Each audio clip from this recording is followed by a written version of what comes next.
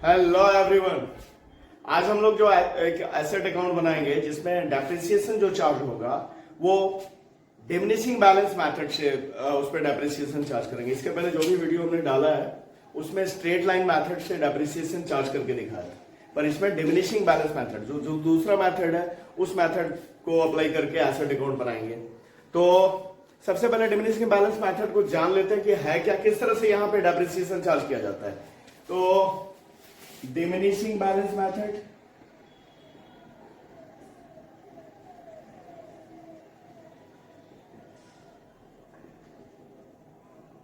जिसे कि retain down value method या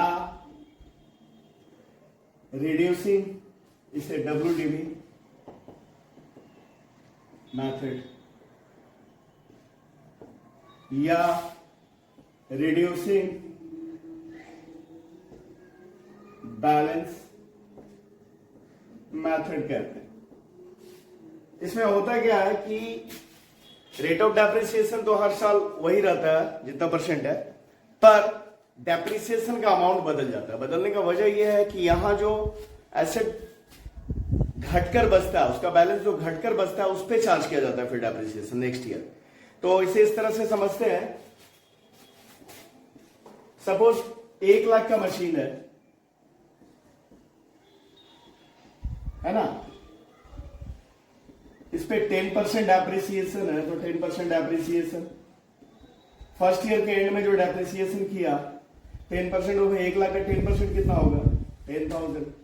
ये डेप्रिसिएशन घटाया तो बचा 90,000। अब यहां पे जो है स्ट्रेट लाइन मेथड में क्या करते थे, यही 10,000 हर बार घटता जाता था। 10,000 का डेप्रिसिएशन है, हर साल वही 10,000 को हम घटाते चले जाते थे एसेट के वैल्यू से। लेकिन यहां पे क्या होना है कि 10% डेप्रिसिएशन पहले साल 1 लाख पे किया, लेकिन सेकेंड ईयर अब ये हमारा 90,000 का है, तो इस पे डेप्रिसिएशन करेंगे 10% डेप्रिसिएशन, है ना। तो ये फर्स्ट ईयर का डेप्रिसिएशन हुआ था, अभी सेकेंड ईयर में डेप्रिसिएशन होगा। तो भाई हम 1 लाख का 10% नहीं निकाल रहे, हम 90,000 का 10% निकाल रहे हैं। तो 90,000 का 10% 9,000। अब ये घट के बचा कितने का? तो 81,000। फिर अगर नेक्स्ट ईयर डेप्रिसिएशन चार्ज करना है तो वहां पे फिर 10% डेप्रिसिएशन अगर चार्ज करते हैं हम, तो थर्ड ईयर में, तो आप किस पे वैल्यू करेंगे? आप किस वैल्यू पे डेप्रिसिएशन चार्ज करेंगे? तो 81,000 पे। तो 81,000 का 10% 8,100। इस तरह से घटता जाएगा। मतलब डेप्रिसिएशन जो चार्ज हो रहा है वो जो एसेट हमारा घट के बचा उस पे वो डेप्रिसिएशन चार्ज हो रहा है। जैसे 1 लाख का 10% निकाल दिया था, 10,000 डिडक्ट हो गया फर्स्ट ईयर के एंड में, यानी सेकेंड ईयर के बिगनिंग में वो बचा 90,000 का। फिर 90,000 का 10% हमने निकाला तो 9,000। तो 9,000 डिडक्ट किया तो ये 81,000 का हो गया। फिर तीसरे ईयर में 81,000 का 10% निकाला हमने, 8,100। ये डेप्रिसिएशन हुआ। तो हो रहा है क्या, हमारा परसेंटेज ऑफ डेप्रिसिएशन तो वही है 900 और 72,800। ये end of the third year ये बच रहा है हमारा। तो यहां हो क्या रहा है कि रेट ऑफ डेप्रिसिएशन तो हमारा सेम है 10% ही, पर डेप्रिसिएशन का अमाउंट बदलता जा रहा है। पहले साल 10,000, फिर 9,000, फिर 8,130 साल में। ठीक है। तो डिमिनिशिंग बैलेंस मेथड में इस तरह से डेप्रिसिएशन चार्ज करते हैं। ठीक है। अब हम लोग एक सवाल लेते हैं, उसे बनाकर देखते हैं। तो सबसे पहले सवाल देखते हैं। On 1st January 2020 a machinery was purchased at a cost of rupees 3,80,000 and were installed at a cost of rupees 20,000। एक मशीन 1 जनवरी 2020 को खरीदा गया जिसकी लागत, जिसे खरीदने के लिए जिसका कीमत है 3,80,000 रुपया, और उसे इंस्टॉल करने का इंस्टॉलेशन चार्ज है 20,000 रुपया। मतलब ये दोनों मिलाकर मशीन का वैल्यू ही हो जाएगा।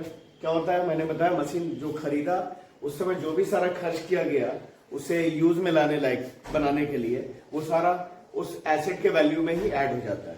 मतलब ये मशीन हमारा 3,80,000 प्लस 20,000, 4 लाख रुपए का ये मशीन हो गया। The rate of depreciation 10% per annum on the written down value. ठीक है, जो डेप्रिसिएशन चार्ज होगा 10% पर एनम होगा, किस मेथड से? तो रिटेन डाउन वैल्यू मेथड से। ठीक है।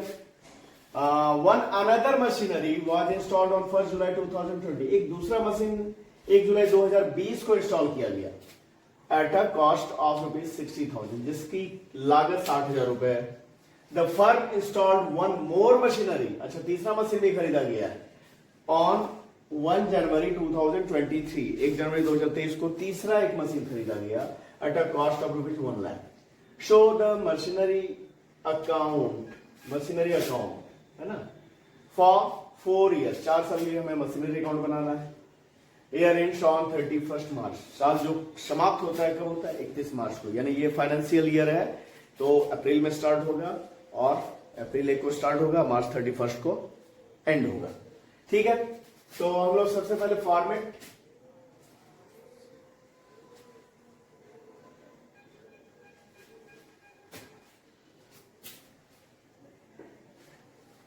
तो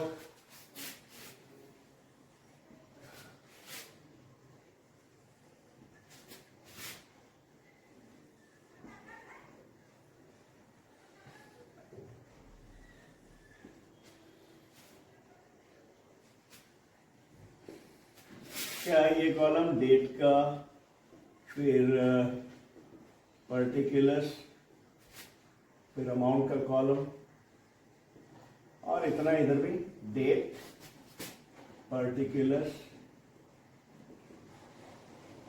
और अमाउंट, डेबिट और क्रेडिट। क्या बना रहा है? मशीनरी अकाउंट, तो यहां पे लिख देते हैं मशीनरी अकाउंट। ठीक है, पहला जो खरीदा गया, कब खरीदा गया भाई? 2020 में जनवरी 1 को, 2020 के जनवरी 1 को पहला मशीन। टू बैंक अकाउंट, कितना? तो 3,80,000, 3,80,000, और इस पे खर्च किया गया, इंस्टॉलेशन का जो खर्च हुआ वो हो गया कितना? 20,000, 20,000। तो कुल मिलाकर ये हमारा जो मशीन हो गया 4 लाख का। मतलब डेप्रिसिएशन अगर चार्ज करना है इस पे तो हम 4 लाख पे करेंगे, 3,80,000 पे नहीं करेंगे। ठीक है, तो 4 लाख का। अच्छा, मार्च में ईयर एंड होता है, तो भाई 2020 के मार्च 31 को, मार्च 31 को बाय डेप्रिसिएशन, 2020 में मार्च 31 को डेप्रिसिएशन चार्ज करेंगे। तो कितने मंथ हुए भाई? जनवरी, फरवरी, मार्च, 3 महीने के लिए। पहले साल जो M1 पे डेप्रिसिएशन चार्ज होगा, M1 पे कितने का है? 4 लाख का है, 4 लाख का है। इसका कितना परसेंट है डेप्रिसिएशन? 10%, 10%।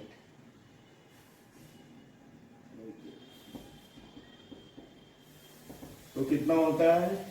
40,000 अगर पूरे साल होता तो, लेकिन 3 मंथ के लिए, फॉर 3 मंथ्स। कितना? कौन कौन सा महीना? तो जनवरी से लेकर, जनवरी है, फरवरी है और मार्च है, ये 3 महीने के लिए डेप्रिसिएशन चार्ज हो रहा है। तो भाई 40,000 गुना 3 महीने के लिए, तो 3/12। तो इसका डेप्रिसिएशन कितना हो गया? फर्स्ट ईयर में 10,000। अब इस पर डेप्रिसिएशन चार्ज किया हमने 10,000। अब 4 लाख, 4 लाख का सामान 3 महीने यूज होने के बाद डेप्रिसिएशन चार्ज होने के पर कितने का बच गया? By balance CD। अब ये जो हमारा M1 है, यहां पे लिख देते हैं M1, है ना। M1 जो है अब कितने का बच गया? 3,90,000 का, क्योंकि 3 महीना यूज हुआ, यूज होने पर इस पे डेप्रिसिएशन चार्ज हुआ 3 महीने के लिए 10,000 रुपया। तो 4 लाख का सामान 10,000 घटकर अब बच गया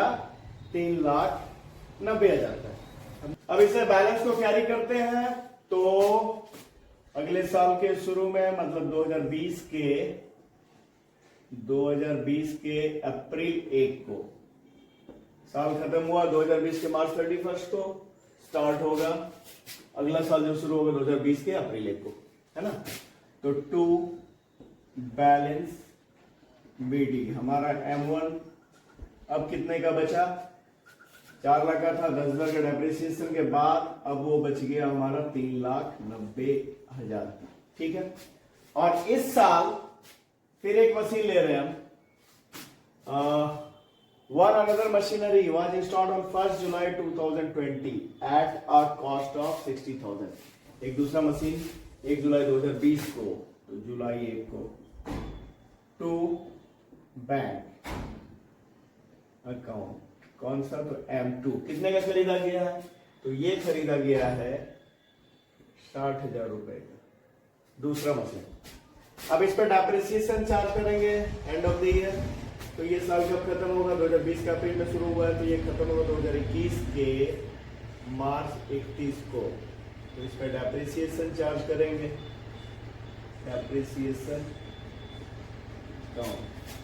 M1 पे और M2 पे कितना कितना, तो भाई M1 पे जो सेकेंड ईयर में होगा, ये तो फर्स्ट ईयर में डेप्रिसिएशन हुआ, उस पे सेकेंड ईयर में जो डेप्रिसिएशन होगा, तो क्या बताया था हमने, इस मेथड में क्या, जो घटकर वैल्यू बचा उस पर डेप्रिसिएशन चार्ज करते हैं।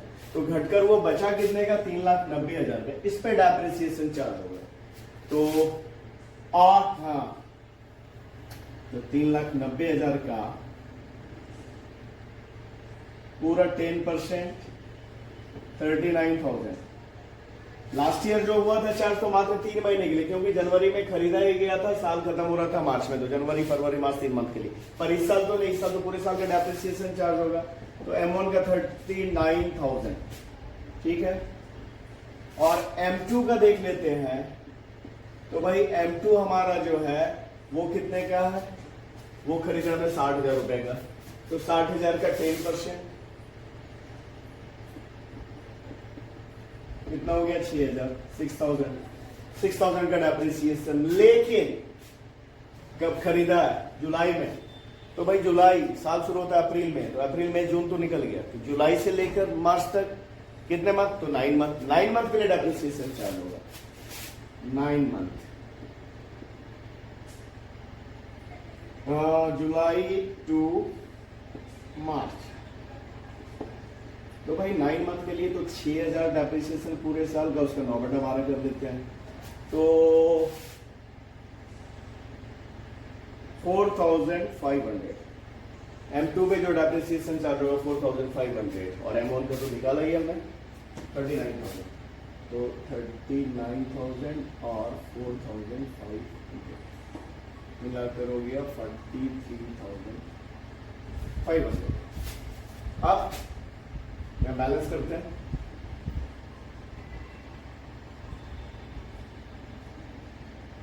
तो ये हो गया 4.5 लाख, 4,50,000, 4,50,000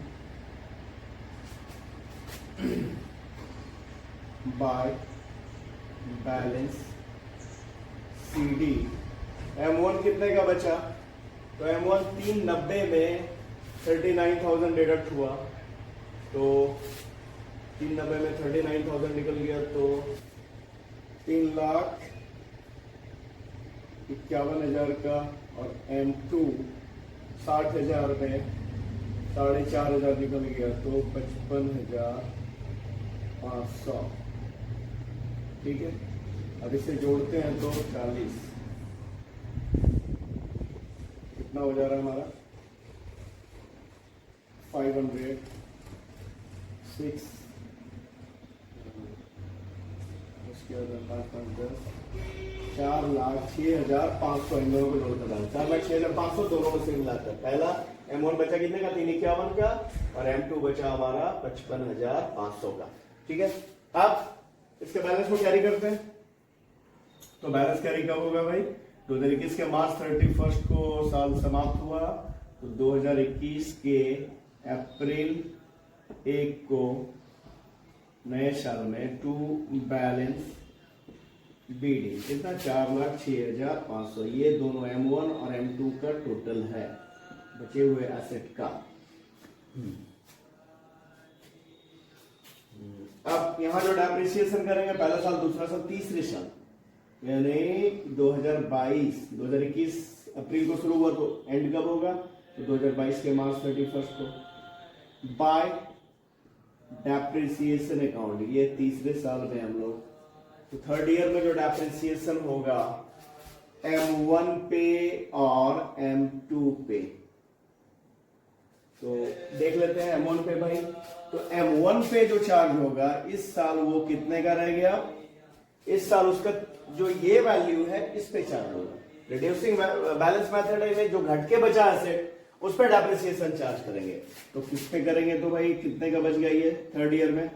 थर्ड ईयर में ये M1 हमारा 3,51,000 का, उसका 10% करेंगे ना, तो इसका हो गया 35,100।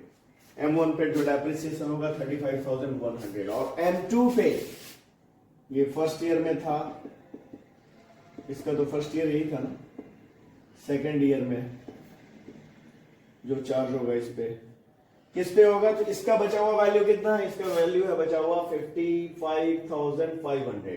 तो इस पे चार्ज होगा 55,500 का 10%, यानी 5,550। ठीक है, तो पहले का M1 का 35,100 और M2 का डेप्रिसिएशन 5550। ठीक है, ये हो गया। अब इसे 40, इसका टोटल पैसा कितना था? 40,650 है ना, 40,650। अब हमारा वो दोनों एसेट बचा कितने का? बाय बैलेंस CD M1 और M2। M1 हमारा कितने का बच गया?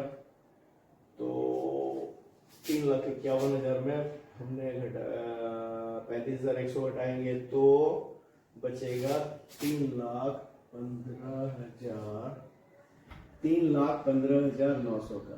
3,15,900 का M1 बच गया।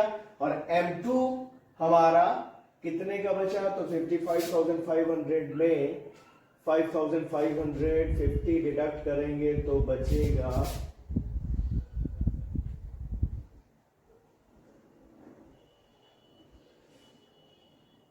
49,950।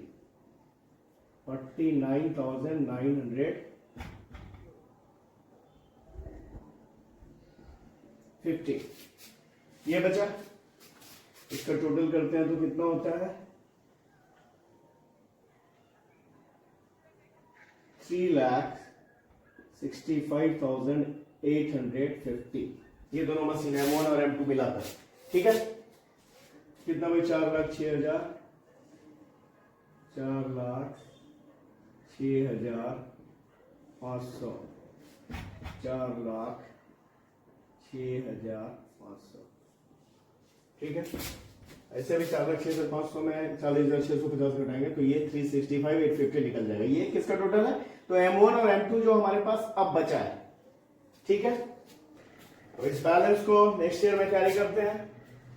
तो नेक्स्ट ईयर कब होगा भाई? मार्च 31, 2022 को साल समाप्त हुआ तो शुरू कब होगा? 2022 के अप्रैल 1 को टू बैलेंस BD कितना? तो 3,65,850। 3,65,850 के बैलेंस कैरी किया हमने। ये बैलेंस किसका है? तो भाई दो मशीन का, M1 और M2 का टोटल है। अब इस साल जनवरी में एक मशीन खरीदा तो भाई जनवरी कब हो जाएगा? तो जनवरी तो 2023 में होगा। पर ऐसा कंफ्यूज नहीं होना, साल बदल नहीं रहा है क्योंकि फाइनेंशियल ईयर है, वो अप्रैल में स्टार्ट होता है, मार्च में खत्म होता है। तो भाई मार्च तो 23 में आएगा। और मार्च से पहले जनवरी है तो इस साल ही खरीदा गया, 2023 के जनवरी 1 को, जनवरी 1 को, ठीक है। टू बैंक अकाउंट, ये कौन सा है भाई? तो ये है M3, तीसरा मशीन। कितने का खरीदा है? 1 लाख रुपए का। तो ये तीसरा मशीन आ गया हमारे पास 1 लाख रुपए का। अब जो डेप्रिसिएशन चार्ज होगा एंड ऑफ द ईयर, तो एंड ऑफ द ईयर साल का अंत कब होगा? तो 2023 के मार्च 31 को बाय डेप्रिसिएशन। इस बार तो 3 मशीन हो गया, M1, M2 और M3, 3 मशीन। अब 3 मशीन का देखते हैं डेप्रिसिएशन। अच्छा, ये जो M1 इसका तो चौथे साल का डेप्रिसिएशन होगा, 4th ईयर, तो बचे हुए वैल्यू पे होता है। तो अब बच के कितने का रह गया था? ये 3,15,900 का है ना। तो 3,15,900 पे डेप्रिसिएशन चार्ज करेंगे 10%, तो कितना हुआ? 31,590। M1 पे जो डेप्रिसिएशन हुआ 31,590 का, ठीक है, 3,15,900 का। और M2 के लिए तो तीसरे साल का डेप्रिसिएशन होगा, क्योंकि ये तो दूसरे साल में खरीदा गया है, ये सबसे पहले खरीदा गया था पहले साल में, तो इस पे चौथे साल में जो डेप्रिसिएशन चार्ज होगा तो चौथे साल का होगा, पर ये दूसरे साल खरीदा गया, तो इस पे तो तीसरे साल डेप्रिसिएशन हो रहा है। तीसरा जो डेप्रिसिएशन होगा कितना होगा? तो कितने का बचा हुआ? ये बचा हुआ है 49,950, 49,950, उसका 10% 4995।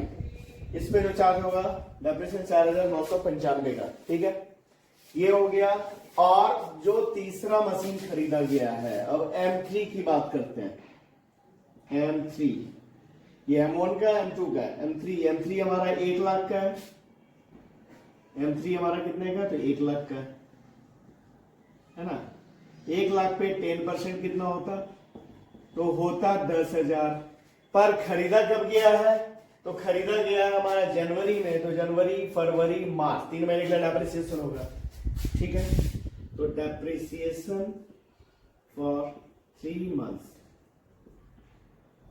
जनवरी, फरवरी और मार्च, तो भाई 10,000 का 3 महीना, तो 3/12 कितना? 2,500। तो M3 पे चार्ज होगा 2,500। तो हो गया M1 पे कितना? 31,590, 31,590, और M2 पे कितना? 4,995, 4,995, और M3 पे कितना? तो 2,500।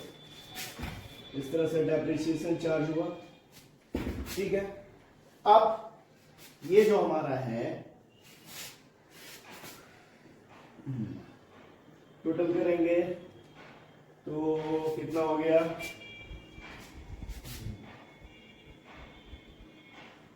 4,65,850, 4,65,850। इसका टोटल करते हैं डेप्रिसिएशन का, तो 39,085, 39,050 तीनों का डेप्रिसिएशन टोटल करते हैं, तो है ना। अब ये हमारा एसेट तीनों मिलाकर बचा है कितने का? तो 4,65,850 बाय बैलेंस CD, तो इसमें से इसको डिडक्ट किया तो तीनों मशीन मिलाकर बचा कितने का?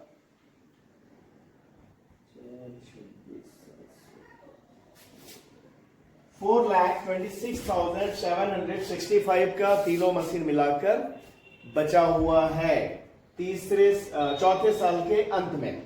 तो ये हमने एक एसेट अकाउंट बनाया जिसमें डेप्रिसिएशन चार्ज किया डिमिनिशिंग बैलेंस मेथड से, ठीक है। अगर वीडियो पसंद आ रहा है तो इन्हें लाइक करना, चैनल को सब्सक्राइब करना और फॉलो करना भूलेंगे नहीं। Thank you.